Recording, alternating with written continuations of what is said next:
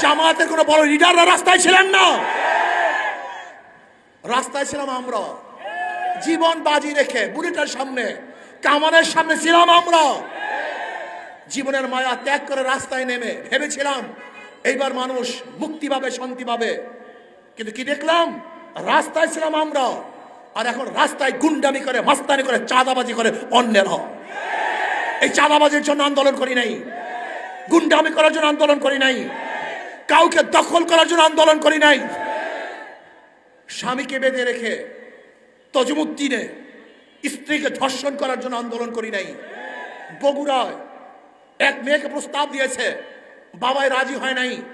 এই প্রস্তাবে রাজি না হওয়ার কারণে বাবার সামনে বাবাকে সেই মেয়ের সামনে হত্যা করার জন্য আন্দোলন করি নাই।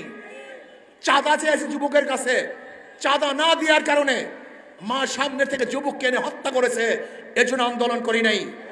আজকে সাংবাদিকরা বস্তুনিষ্ঠ সংবাদ পরিবেশন করার কারণে ইট দিয়ে তাদের মাথাকে থেতলিয়ে দেওয়া হবে, এর জন্য আন্দোলন করি নাই। পাথর মারে মানুষকে হত্যা করবে, এর জন্য আন্দোলন করি নাই। সবার সামনে মানুষদেরকে হত্যা করবে, গুম করবে, লুণ্ঠন করবে, জুলুম করবে, অত্যাচার করবে, এর জন্য আন্দোলন করি নাই। বরং জুলুমকে বন্ধ করার জন্য আন্দোলন করেছিলাম, ধর্ষণকে বন্ধ করার জন্য আন্দোলন করেছিলাম, বৈষম্য দূর করার জন্য আন্দোলন করেছিলাম। আমি বিশ্বাস করি নির্বাচনই একমাত্র মানুষের মুক্তির পথ নয়। নির্বাচনী মানুষকে শান্তি দিতে পারে না, মুক্তি দিতে পারে না। আমি মনে করি যদি নির্বাচনের মাধ্যমে আবারও সেই ফ্যাসিস্টরা ক্ষমতায় আসে, আবার চাঁদাবাজ, ডাকাত, গুন্ডা, বদমাশ এবং খুনিরা ক্ষমতায় আসে, তাহলে বাংলাদেশের মানুষ শান্তি পাবে না, মুক্তি পাবে না। এখন আমরা কি চাই?